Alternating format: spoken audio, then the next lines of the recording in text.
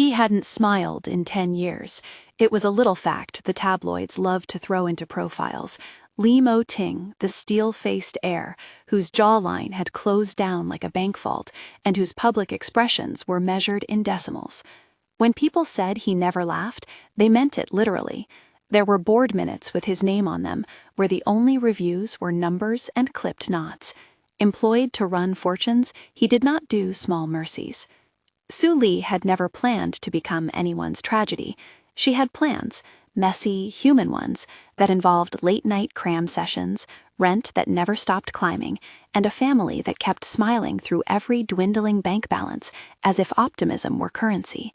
When she told herself, in the glow of her phone screen, that she would never marry that cousin her relatives were pushing, well, it was less a vow and more a survival strategy.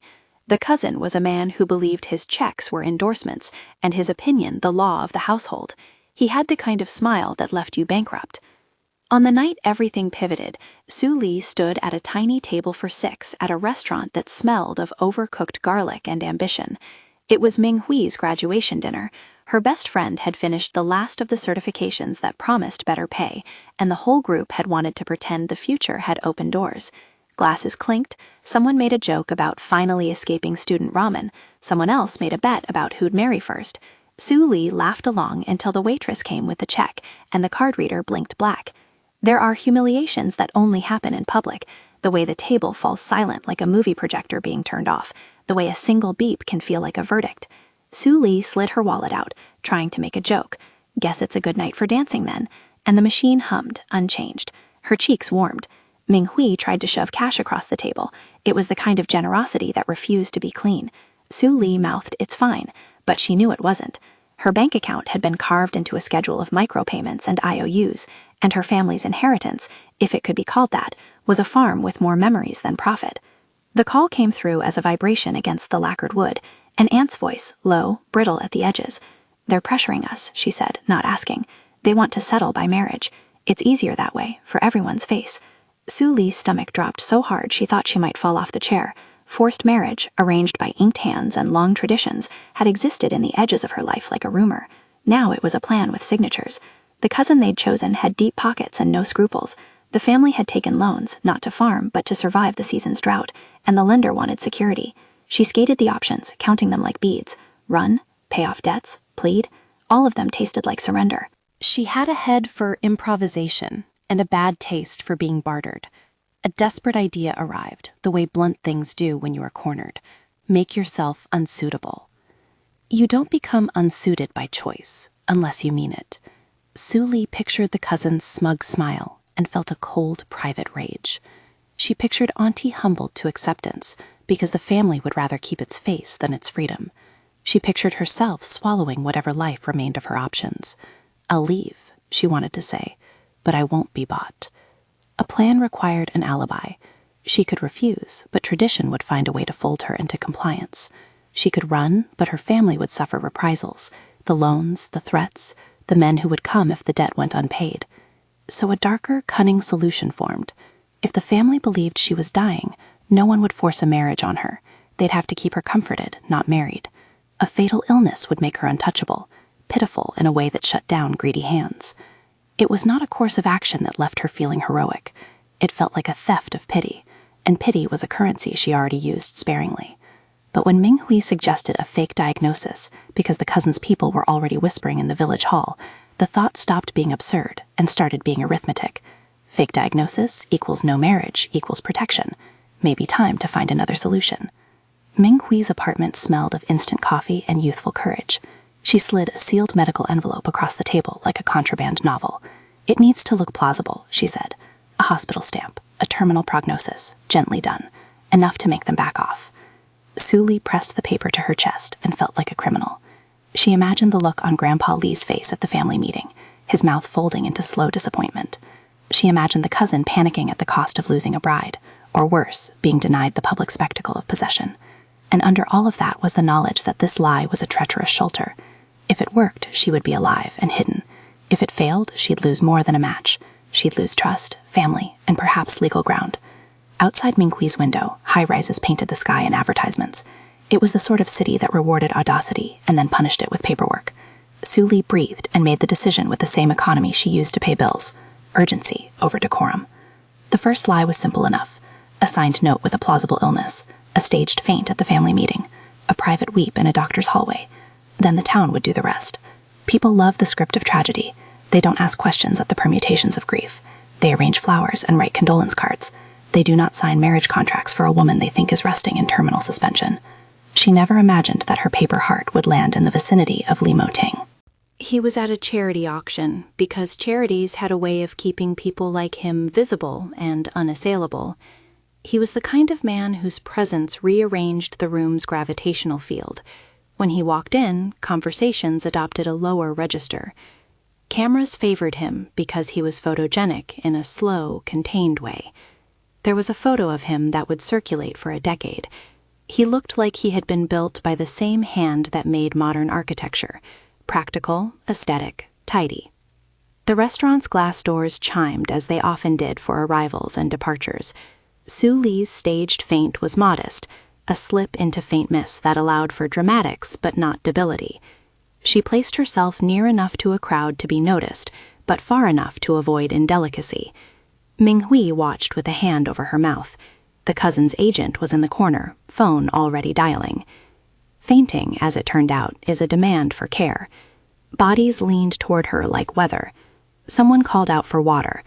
A young man attempted a CPR certification trick she'd learned once and now abandoned.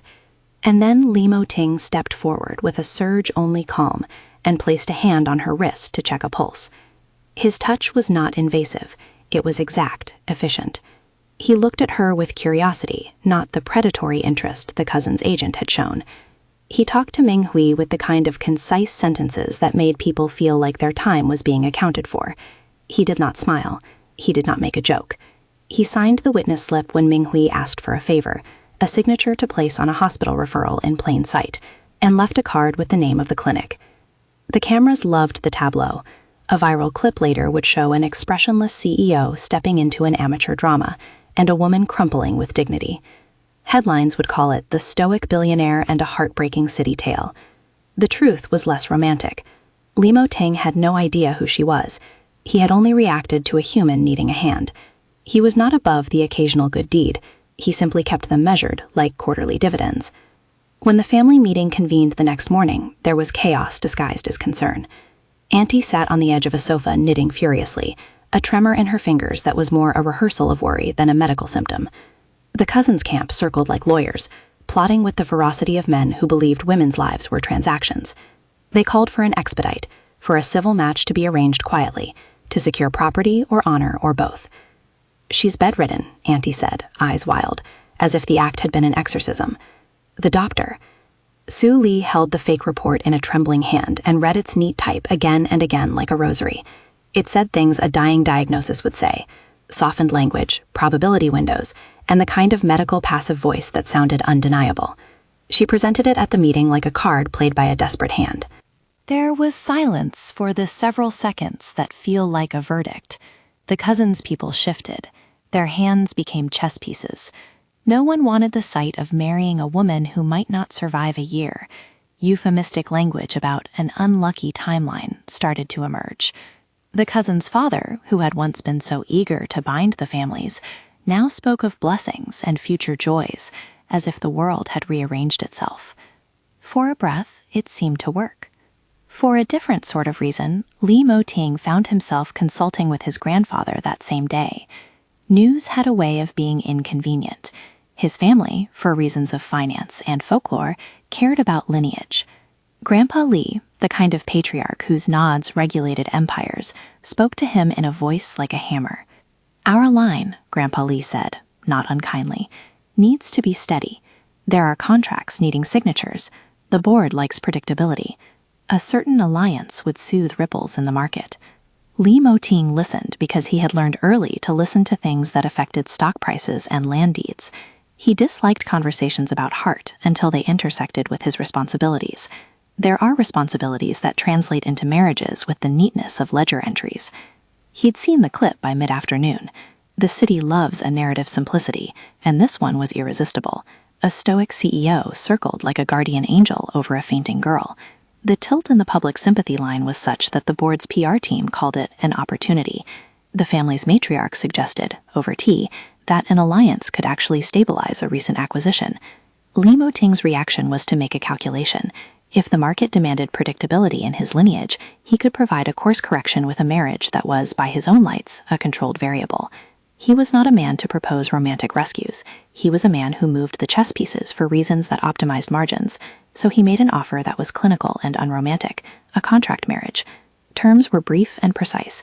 2 years, separate finances, public face, no intimate obligations beyond the necessities of social performance, and a provision to end upon either party's mutual agreement. He needed the board's peace. She needed shelter from an unwanted groom. It was a transaction, not a fairy tale. When his emissary reached Su Li's family's meeting to put the offer on paper, there were gasps like a wind that had shifted in the room. The cousins' camp looked as if someone had moved the goalposts. The men who had been counting their prized possessions recalibrated their greed. Su Li read the contract in the shadow of her aunt's window, the ink unfamiliar and yet oddly comforting. It was cold in its language, but it offered contingency, protection for her family, a promise that her unsuitability would be public, and money sufficient to extinguish the loans. The terms were humiliating to accept, but dignity at times is a matter of context. The plan she'd concocted to be untouchable had a better shelter in the shape of a legal paper held by a man who made fortunes out of legal papers. "I won't be some bargaining chip," she said later, because she had to say it aloud. "Even if I have to play a sick woman, I won't let him sell my family." Mo Ting heard it and filed it as one more human emotion to be catalogued. There is the part of him that catalogued and the private part that catalogued his own rust. He did not smile, he did not nod long, he offered a hand to be shaken on the contract, like two men closing an acquisition. There's a signature in some businesses that seals a life. Su Li put down her name with a pen that wavered once. The handshake was not gentle, it was precise. It carried the weight of promises made in boardrooms and the quiet ruin of a girl's private plan. After the signatures, the town whispered. The cousin's father cursed under his breath. The lenders took less risk when the Li name could be mentioned in a single sentence. Su Li's aunt wept in a steady, functional way, grief and relief braided into the same sound. Ming Hui hugged Su Li as if a private person had been rescued by circumstance. A small, luminous thing happened the week after they married, by contract, in a ceremony that looked like a wedding with all the warmth of a legal merger. Mo Ting never smiled, but he began to watch her. It is a dull alchemy to watch someone learn to do chores. It is also a quiet way to fall in stages. The Li family estate was a property on the outskirts, a stripe of land where modern glass met the stubborn grammar of fields. It had fences that needed paint and dogs that did not understand the concept of a CEO. The house smelled of wood and routine. Su Li arrived with a suitcase and a list of needs. She had expected a city life of convenience. He had expected an uncomplicated occupant. Both were wrong. She could not milk a cow. She came at dawn, feet in boots that were still stubbornly narrow, and found the animals more dignified than their keepers. The first day she tried to sweep a barn, she tripped over a bale of hay and sent a chicken into a flight that resembled a papery comet. Mo Ting watched from the kitchen doorway with a teacup like a measuring device. He said nothing, and in that silence, Su Li felt judged, not with malice, but with assessment. "You do not need to impress anyone with theatrics," he said once, the words crisp as new money. "I would like to not break anything," she replied, annoyed at herself for having to utter something so mundane. She wiped dust from her palms onto her jeans, and then realized she had one. The farmhand snickered. Fang Jia, the foreman with mud in his shoes and a grin that was mostly honesty, clapped her on the back as if she had done a feat. He showed her how to lead a cow and how not to approach it from the left if its calf had been taken. The first week was a montage of small humiliations and little triumphs. She learned to carry water in buckets that had learned to be heavy. She learned the languages of laundry that was never quite white and a garden that expected interventions. She discovered the gratifying weight of earning a meal by sweat rather than by tapping a screen. Mo Ting arranged rules like a contract within a contract. Separate rooms, separate bank accounts, a public facade when necessary, and a clause about no children nostalgic, because the transfer of lineage was not his to give in the way others assumed. He was not malicious, he was methodical. He gave orders like a man who preferred the predictability of code. But then he bent rules with small, stealthy kindnesses. One morning she woke to find a hot soup on her bedside table, a bowl not made by staff but by him, tasted and adjusted to be exactly bland enough to be healthy. He left it with the precision of someone who had stepped into an unaccustomed role and found it suitable.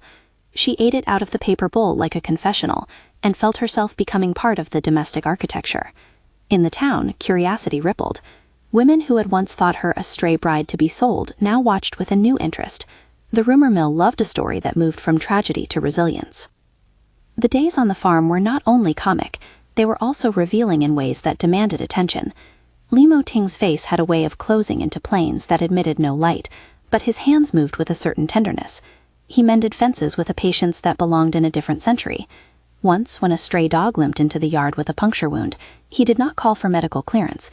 He rolled up his sleeves and set to work, cursing softly when a knot came undone. Su Li overheard him speaking once into his phone, quietly but with something she had not expected. "Keep the papers off the front pages, we can manage the optics." He was not kind in public, he was efficient in private. She found that efficiency could be more intimate than 1,000 soft words. And then there was Gao Yarrow. She had been at the market when she first met the rival in daylight rather than rumor. Gao Yarrow was polished in a way that suggested breathless practice. Her laugh was a weapon sharpened for effect. She moved through the town with the imperious air of someone who had been raised to be envied. She had connections, and where there is money, there is always someone looking to turn gossip into advantage. Gao Yarrow saw Su Li and recognized a story. People had short memories, and stories are renewable. In less than an hour, one of the baker's sons had been bribed to ask pointed questions about Su Li's health, while Gao Yarrow looked on like a jaded director. The rumor that Su Li could be terminal circulated with polite interest, then with the predatory hunger of those who saw pity as a commodity. "How convenient," Gao Yarrow said to a lover of gossip as she looked at Su Li ordering eggs. "To be so fragile. It must make life taste sweeter." Su Li felt the prick of shame, a sensation that was different from fear. Shame had teeth. She had made the choice, and now it bit her in the night. She wanted to hold her head high and shout the truth, and then felt the practical fear. If she revealed everything, she'd ruin more than the cousins' plans. She'd shatter trust and possibly generate lawsuits. Her aunt would be ostracized. Loans would be called. It was a messy ledger she had little control over. Mo Ting learned of Gao Yarrow because rumors have a way of curling into circles. He did not confront her. He put a hand on Su Li's shoulder in a way that was like a brief anchor. "Don't speak to her," he said once, and it was not command, more an instruction. She found herself obeying. People will obey a man who moves their world by a single measured phrase. The small acts of sheltering were the mortar between them. He stopped her from confronting the cousin's father at a dinner where men wore their privilege like armor. He told a reporter that she was recovering and that the family would be given privacy, which had the legal-sounding timbre of someone who could buy silence. He told his personal assistant to close certain names out of the press package, and then left a message for the lender's contact that read like a discreet threat. Someone in the lender's office decided suddenly that risk was riskier than silence. None of this meant affection. It meant an instrument was being wielded with precision. But instruments cut both ways. Su Li began to see him as a man who could choreograph protection, and that recognition warmed the cold edges of a life lived mainly in scrambling decisions. At night, when the farmhouse quieted and the fan hummed like a distant engine, Su Li's guilt became a chorus. The fake diagnosis required maintenance, staged dizziness at gatherings, prescriptions she never took, an anecdote about an appointment she never had. Each deception required energy. Each deception widened a gap between who she was and who she needed to be. Ming Hui kept murmuring remedies, photographing the evidence so that the parts on paper would be convincing if anyone asked for proof. The mind is practical when desperate. It will produce photographic evidence with an industriousness that borders on artistry. The first mini crack appeared when a peripheral coincidence threatened to sing the edges of her plan. A nurse from a clinic 2 towns over, Dr. Shao, he called himself a vet by night and a clinic receptionist by day, had recognized a forged stamp she thought would never be seen. He had found the same stamp on another set of papers, ones that belonged to a different case. He was not a man to be paid with flattery. He asked questions and marked a date on his calendar.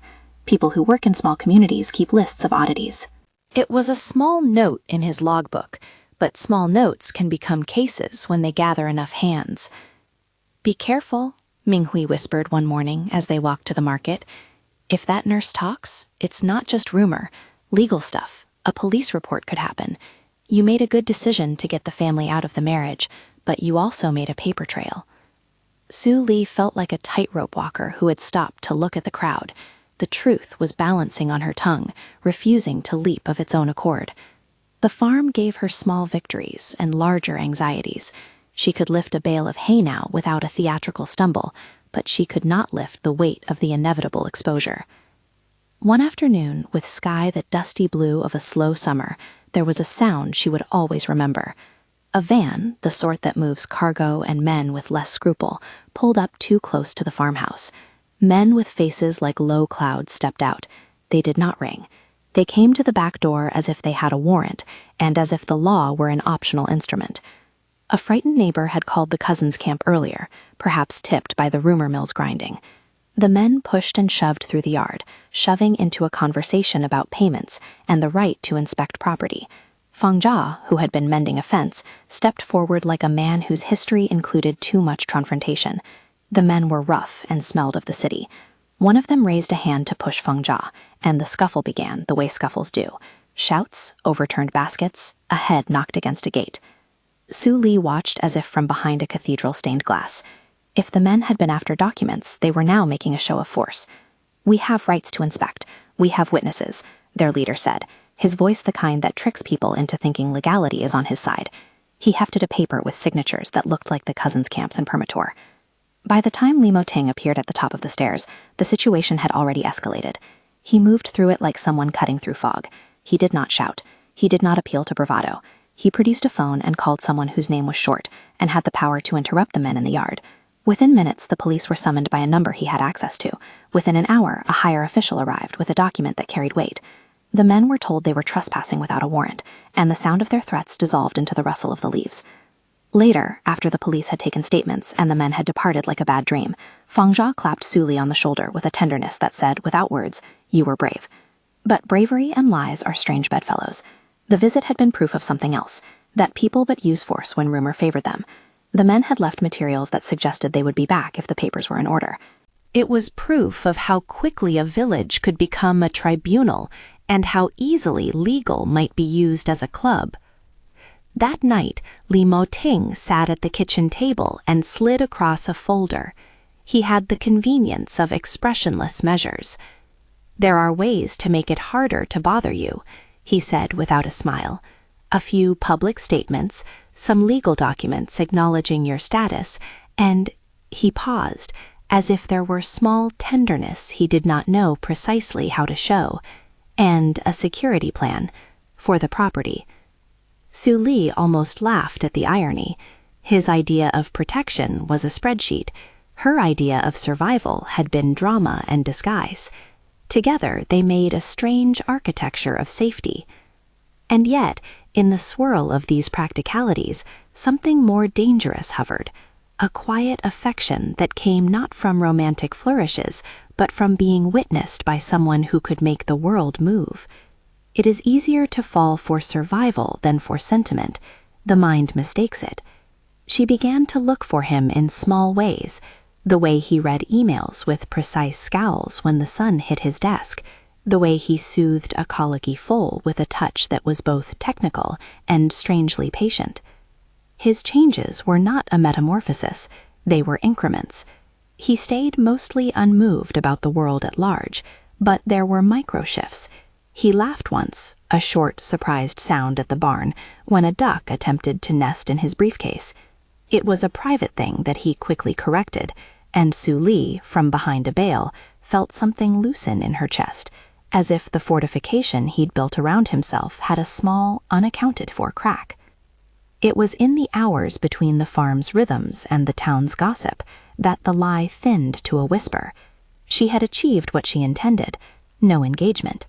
But consequence, as promised, was never the part of a plan you could ignore.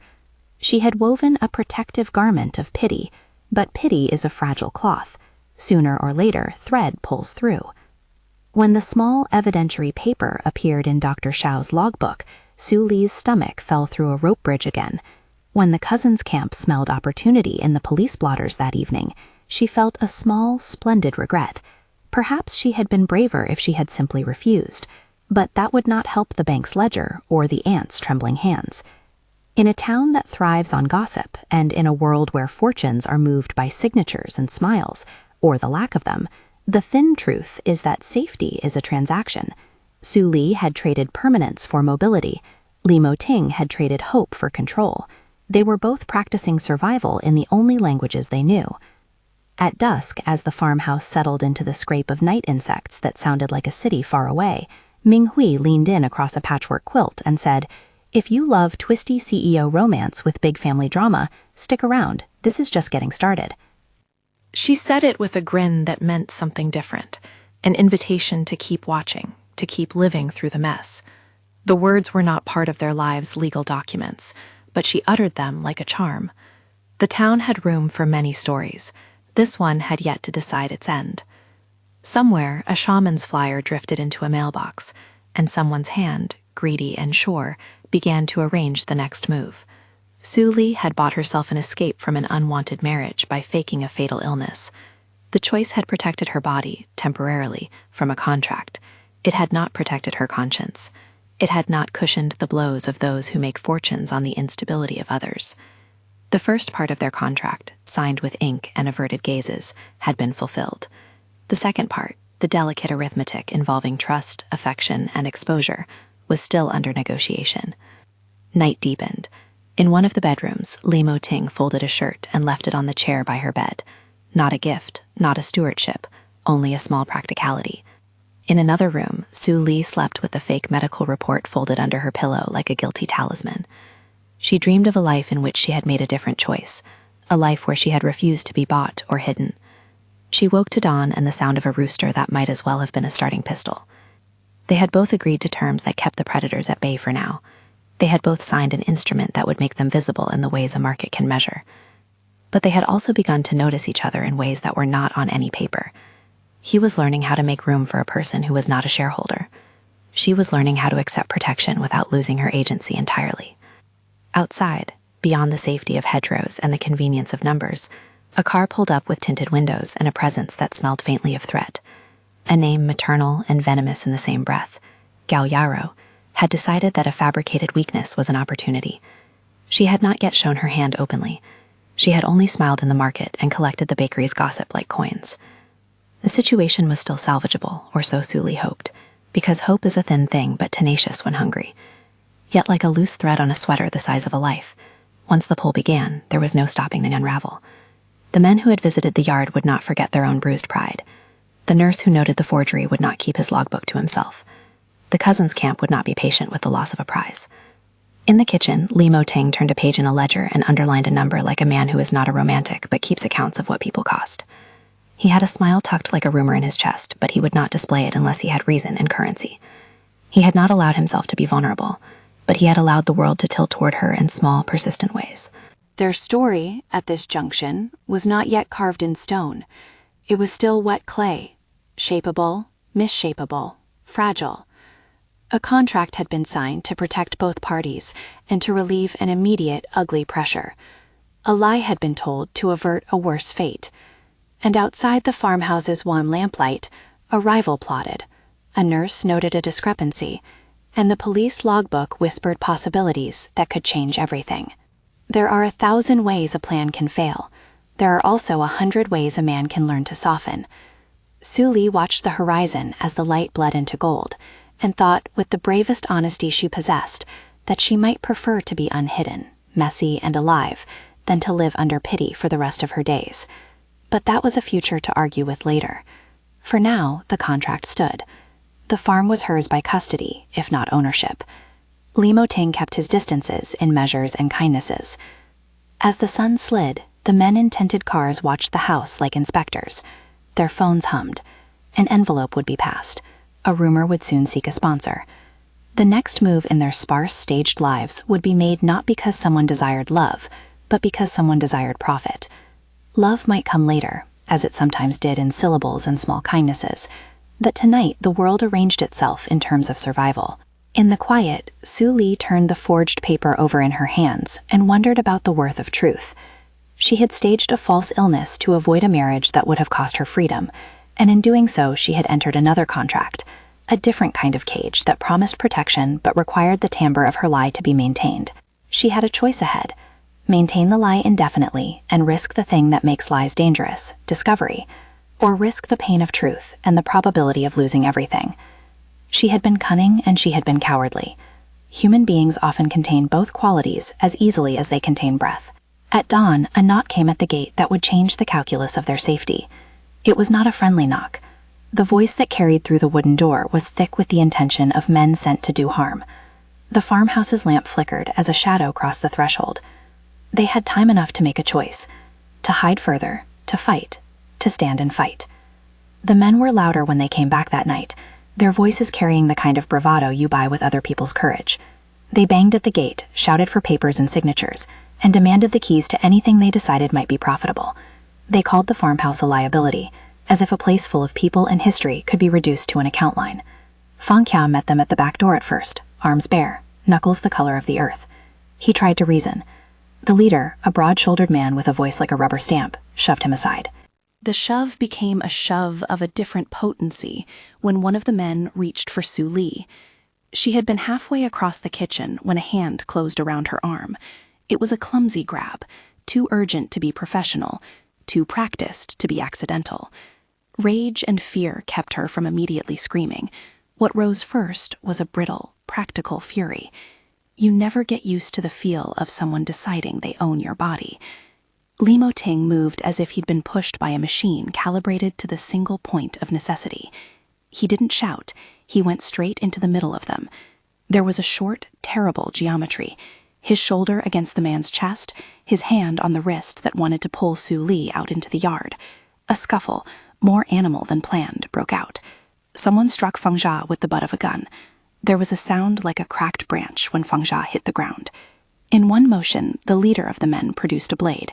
It looked absurd in that small kitchen, obscene in its practicality. Mo Ting shoved the attacker away. He told them to leave, the way a man issues a line of code and expects it to run. The leader laughed and lunged. Mo Ting stepped in front of Su Li and took the blow meant for her. It was not cinematic, no slow-motion heroics, no grand monologue. It was blunt and sudden and terrible. The kitchen smelled of iron and fear. Su Li stumbled back, throat dry, as the man who'd been so impermeable suddenly sagged against the counter. Blood bloomed under his shirt, like a word written in a language she had not learned. For a moment she did not process it. She only registered that the world had narrowed to a small life, his. Call, she heard herself say, the syllable small and personal. Minghui fumbled for a phone with hands that trembled in a way that made her knuckles white. Someone else hit the panic button Mo Ting had provided for the estate managers. The number went through to a private security line, then to a police dispatcher. The men with the leader did not wait for the law. They fled in a haze of dust and open threats.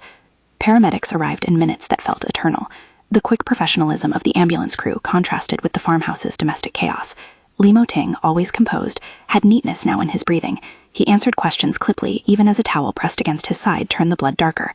In the ambulance, his eyes found Su Li and held. No smile, no perfunctory expression, only intense, blunt attention. Do not move, he whispered in a voice that was rarely used for anything other than commands. Stay away from the documents. At the hospital, the drama sharpened into surgical focus. Mo Ting was stabilized, then rushed into an operating room where white lights cut at him like rational instruments.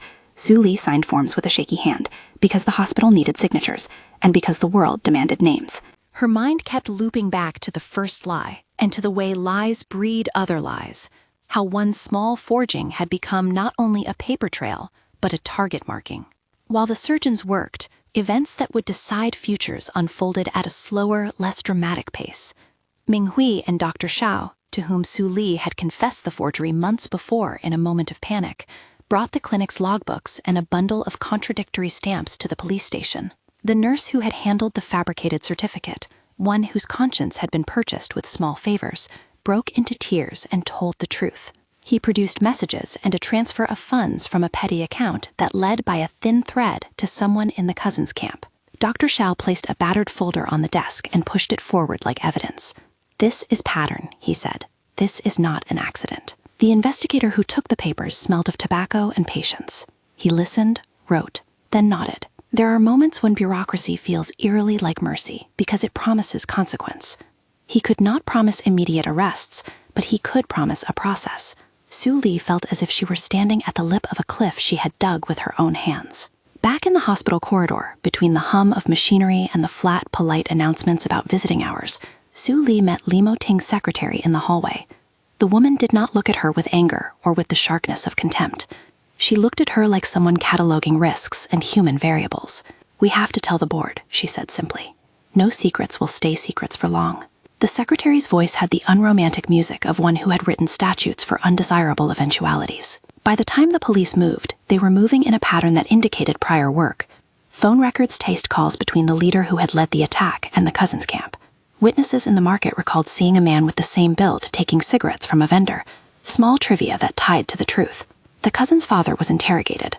Men with ties to Gao Yarua's sidelined circle were picked up on charges ranging from assault to conspiracy. It was not a clean sweep. Some men slipped through the cracks, but enough of the machinery of the law engaged that the intimidation network felt its edges. A more public problem remained, though. The community still held the story of Su Li as fragile.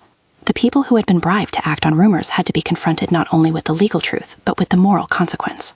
The shaman, a loud, showy man who had been paid to perform a reading that declared the Li household cursed, was confronted with his own contradictions when a few of the village women, who had once bought his charms, held him accountable. The shaman's record of payments told a story. The police asked for receipts and record numbers. Under scrutiny, his performance came apart like a badly sewn seam. But these legal moves did not return what had been traded in public perception: pity, sympathy, the provisional goodwill that falls on those believed to be terminal. The fake diagnosis had made Su Li a small sacral object in the town's narrative. It had moved people to kindness and to disdain in equal measures. Now it meant the town would either shame her or mete out a chastened protection. At stake was not only her freedom to refuse marriage, which had been temporarily secured by contract, but also the integrity of the Li family name and the fragile trust of a town that liked its stories tidy. While Mo Ting lay under anesthesia and bright surgical lights, Su Li sat in a chair across from the glassed waiting room and felt paradoxical cleanness in the way truth arrived. She could no longer imagine keeping the lie in place. The violence of that night had changed the ledger.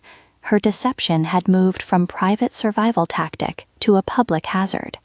She thought of Feng Jia's face, the way he'd been brave for them, and of Mo Ting's hand, how without pretense he'd used his body to block harm.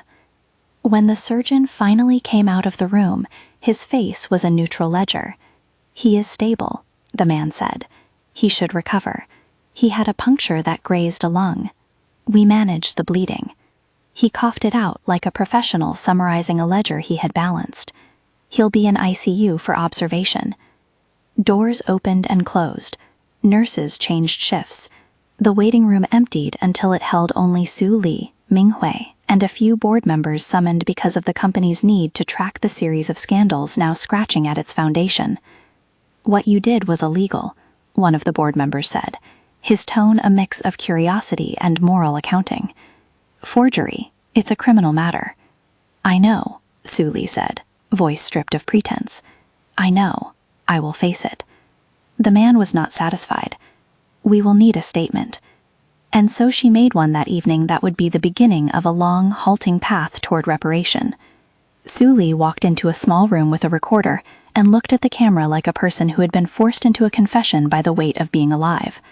"I faked a medical diagnosis to avoid a marriage," she said plainly. "I did not tell my family the full plan. I did not consider how much harm trickery like that can cause. I am deeply sorry." There is a curious thing about apologies on camera. They freeze your face in the public imagination. Some will accept them. Some will keep the ledger of your sins in a back pocket. But the apology was necessary. It was the first step in the only honest transaction left. Legal consequences followed. A small case for forgery was filed. There was community outrage. There were also those who quietly agreed she had been cornered by circumstance and tradition. The Cousins camp was indicted for assault and conspiracy.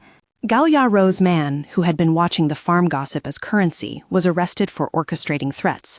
The shaman was fined for fraud, in local terms that would not buy him peace. The men who had intended to intimidate the family were taken in for questioning. Not everyone was punished equally. The law is an imperfect instrument, its reach elastic. But the town's ledger had shifted. The people who had used rumor as a weapon were now answering for it. Mo Ting's recovery was slow in some ways and quick in others. His body, adapted to stoic regimen, accepted the surgeon's ministrations with the same cool efficiency he applied to meetings. He woke with the small, strange vulnerability of a man who had experienced the possibility of not being there to make decisions. When he first opened his eyes and saw Su Li's face crumpled and raw, something inside him rearranged. "Why did you—" he began, voice a scarf of rasp. She blinked, and the apology she had rehearsed all day turned real. "To avoid being married," she said, without the defense she'd used before. "I was protecting my aunt and the family. It was cowardly and stupid in parts, and I'm sorry I didn't stop there." The honesty, naked, without the performative sorrow she'd offered the world, hit him with the force of a factual briefing. It should have invited only rational response. Instead, Mo Ting did something he hadn't done in public for a decade. He let a small, private softness move across his features, until it almost looked like a smile. It lasted the briefest of moments, no more than the fraction of a breath, but it was a hinge. "I was not thinking of your motives," he admitted, a line of paper-thin vulnerability. "I acted on risk. I acted on protecting the company's image, but I wasn't blind to how you tried to keep yourself intact." That kind of confession is real work. He had learned to run risk like a spreadsheet. To run risk emotionally required a different ledger. He kept his words small, precise, because that was how he could be trusted to mean them. "You will answer to the law," he added. "You will make restitution where necessary. But you are also not alone in this." She wanted then to throw herself at his chest, to weep into the fur of his shirt in a private thing that would make both of them human and messy. She did not. Instead, she reached across the hospital bed and took his hand, with a fingers and pledge kind of intimacy that meant more than any speech could. He did not pull away. Recovery brought other reckonings. The public statement she had made circulated with commentary that ranged from sympathetic to vicious. A talk show host decried the theatricality of her deception. An op-ed argued that tradition had forced her into a corner. The Lee family standing was a slow thing to heal. Grandpa Lee's pride had been bruised, and the cousins' camp had tried to speak about honor and reparation in the same breath. The arrests and the exposure of Gao Yaro's manipulations quieted some of the louder condemnation. A town that had a taste for drama also had a capacity for forgetting, if given a new story to consume. It was not a simple redemption. The case against Su Li moved forward. She faced a misdemeanor for forging documents and for fraudulently altering the community's response to her.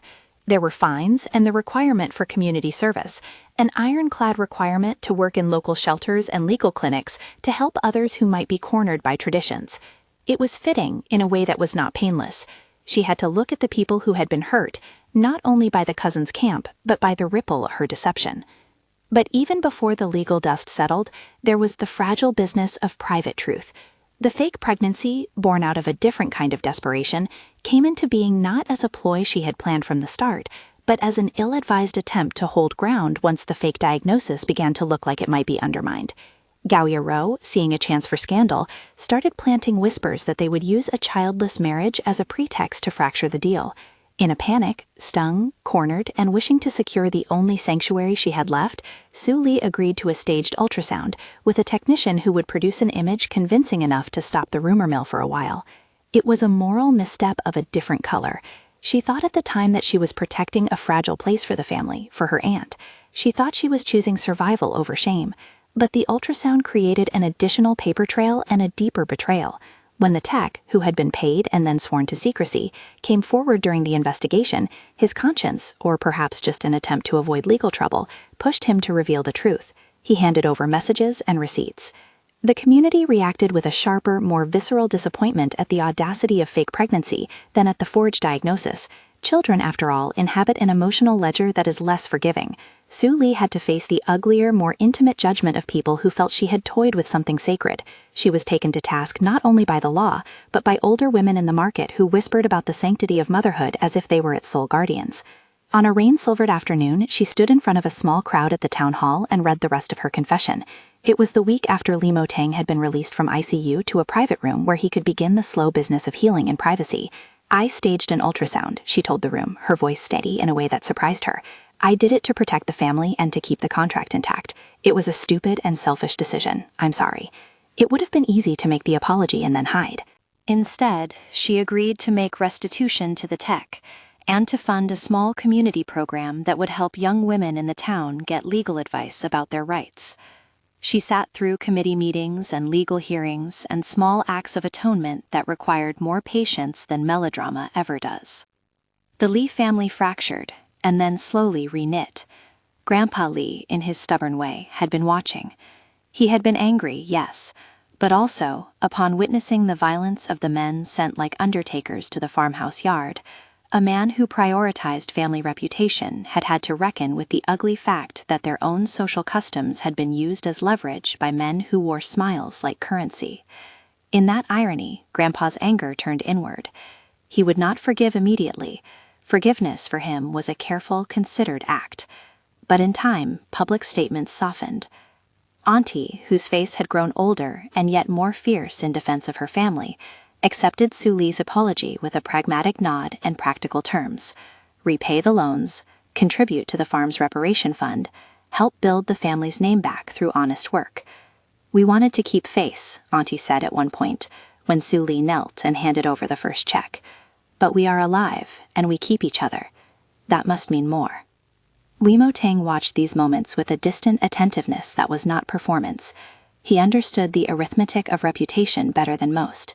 He also understood, finally, the law of human hearts, that honesty might be risky, but it builds durable things. He insisted on no special treatment for Su Li in the courtroom. He insisted on the family doing its fair share. Yet his private acts of generosity remained steadfast. He negotiated lower interest on the family's remaining debts with a lender who respected his name, funded the lawyer's fees for the case in a transparent account, and established a small legal fund in the town to help young women avoid the kinds of corners Su Li had once faced. People noticed these acts. They interpreted them in the language they knew. Some called it magnanimity, others saw it as PR.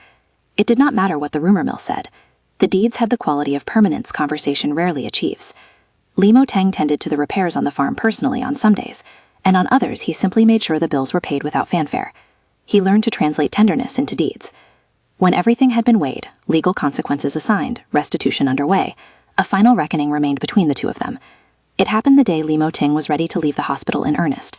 He had stitches under his shirt that would remind him of the night for months. His strength was returning in the kind of knuckle-by-knuckle way that makes people look different because they are not only healed but also changed. "I don't want a contract marriage anymore," he said quietly as they stood in the private garden attached to the hospital room, sunlight like a ledger line across the lawn. Not because of the publicity or the board, because the conditions that made it acceptable are gone. If we are to continue, it must be because we choose it. Su Li's immediate impulse was suspicion. People had said such things before when it served them, but the softness in his gaze was hard-earned. He had watched her lie. He had watched her fear. He had watched himself step into danger for her, and he had felt the resulting fissure. "I do not want you to think I am being romantic," he continued with that precise reserve. "But I learned something you taught me by accident. Protection is not only about control, it is also about choosing to be present for another when it matters." She laughed a little then, an ironic sound that shifted into something like relief. "You said the same thing in the hospital," she teased. "You tried to be concise about things in a place that needed messy words." He allowed himself a half-smile, more than a smirk, less than a grin, and then took a breath. It was in his voice now, the cautious risk of a man stepping off the ledge of his carefully curated life. "If you will have me, without contract terms dictating our nights or our finances, I would—" He paused, then steadied. "Like to be with you because I choose you." There is a kind of quiet thunder that follows a true proposal when stripped of pomp. It felt enormous to both of them, because it had been hard-won. Su Li almost could not answer, because the truth of it landed like a literal astonishment. "I don't know," she said finally, voice honest in the way that had become her new practice. "I don't know that I can move from the person who lied to being the person who deserves trust." "Then we earn it," he said simply. "Every day, we earn it." So they did. The months that followed were not cinematic in their neatness. They were full of meetings, repairs, nights of awkward silence, dinners where they both practiced listening, and weekends where they simply showed up for the people who had stayed. Su Li kept her community service hours. She sat in legal clinics and told her story not as a cautionary tale of cleverness, but as a truth about fear and choices. She paid back what she could, worked to secure small grants for the farm's recovery, and learned to do things with fewer performances and more honest labor. Minghui made a little side business of baking, an honest, steady thing that the town soon loved. Mo Ting, in turn, practiced being present without armor. He stopped signing off empathy as a budgetary item. He learned to make small, intentional gestures that meant bearing witness, driving Su Li to a community meeting and sitting in the back as she spoke, organizing a fair where local makers could sell to raise money for victims of scams. He had once cataloged people like a ledger. Now he attended birthdays, helped mend a fence, not as a duty, but because he wanted to.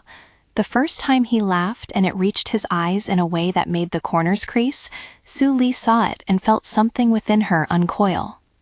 There were setbacks. An op-ed columnist speculated about whether a CEO could ever be truly soft-hearted. Gao Yaro, now publicly disgraced, tried one more petty maneuver to claim ancient slights, but the momentum was mostly in repair, not perfect restitution, but the careful, daily work of rebuilding trust. A year from the day they had first signed the contract that had shielded Su Li, the Li family arranged a small, private ceremony in the farmhouse's old courtyard, not a legal merger, but an honest, voluntary commitment. It was a simple exchange of vows, stripped of the previous conditions. Grandpa Li, who had been the last to soften, presided with the stubborn, affectionate authority of a man who had watched families fracture and mend, and had decided to endorse their mending when it meant genuine choice. "Do you promise," Grandpa Li said, eyes like small, wary lights, "to live with one another out of choice and not obligation?" They both answered, no contract clauses, no legalese, only the weight of a choice made fully. Mo Ting's smile came then, slow and unguarded, a small, bright thing that changed the room's geometry. It was not a smile that swept away past wrongs. It was a smile that meant this moment was real, and that he had chosen it with an integrity that mattered. Su Li watched his face as if seeing it for the first time in a new language. She placed her hand in his, and in front of family and a few close friends, she promised to be honest even when it was hard. She promised to keep earning trust. He promised to keep being present in the way people who truly care can be present. There was still the matter of a deeper, more private longing that had hovered through the year, concerns about children and seams of the future. The town whispered, speculated, and then in a way that finally felt earned rather than negotiated, life did one of the simplest things. It surprised them. Several months after their voluntary commitment, Su Li found herself at an ordinary clinic for a routine check, this time for a legitimate reason. Her hands shook as she read the carefully printed words that made up the test results. There was a single line, innocuous and miraculous, the kind of ordinary paper that suddenly carried a universe. When she told Mo Ting, she did it without a staged ultrasound and without the trembling calculus that had once decided her every step. She told him as they sat on a small bench by the orchard, the late light folding across them like a benediction. He put his hand over hers in a way that was both sweet and immediate. "We've moved beyond contracts," he said, voice thick with something he did not translate into numbers. "And this is something we'll face together." He laughed then, a longer sound than before, and it reached his eyes fully. When he smiled at the child they might one day have, and at the woman who had once pretended to be fragile to escape the market of marriage, it was not the smile of a man doing balance sheets. It was the smile of someone who had been tempered by pain and chose tenderness anyway. The town, in its infinite capacity for gossip, greeted the news with a mixture of delight and astonishment. The people who had once used pity as currency now saw in Su Li a woman restored by honesty, and in Mo Ting, a man whose smile had been earned, not given. The cousins' camp receded into an old story, one the village would tell with a different moral. That initially convenient certainty often dissolves into reckoning. Their life after the contract was not a fairy tale. There were nights of exhaustion, legal tangles revisited when inheritance questions reemerged, and the slower work of mending reputations. There were people who still resented the deception, and Su Li visited them and listened. She did not ask for forgiveness as her birthright. She sought to rebuild trust with patient, humble acts. And when, on a quiet morning a season later, Mo Ting curved the spoon in his tea and looked at Su Li with the kind of expression that did not hide its softness, she saw him truly smile in a way that belonged to a different landscape. It was not the smile that had greeted a viral clip a year prior. It was a smile that said, "We chose each other with eyes open. We carried the damage of our choices. We healed in the places where needing each other mattered most." They still had work to do, legal obligations, community duties, the slow business of being a family. But the final ledger read differently now. The beast of gossip had been fed and then ignored. The abuses of rumor had been exposed, and those who had wielded them had paid for it. Su Li had paid her debt, not only in money and service, but in the thing that matters the most, living honestly. Mo Ting had opened a space in which a smile could come uncalculated and true. When the first child cried in the house months down the line, a small wail that had the aching sound of the world starting again, the farmhouse filled with a whole new argument, not the one about lineage and property, but the one about belonging and care. Grandpa Li cried without dignity, which made him nobler in everyone's eyes. Auntie fussed and then silently offered a hand to Su Li in the way old women forgive. Ming He baked a cake that tasted like persistence. Fang Ya watched with a grin that made his teeth look smaller and happier.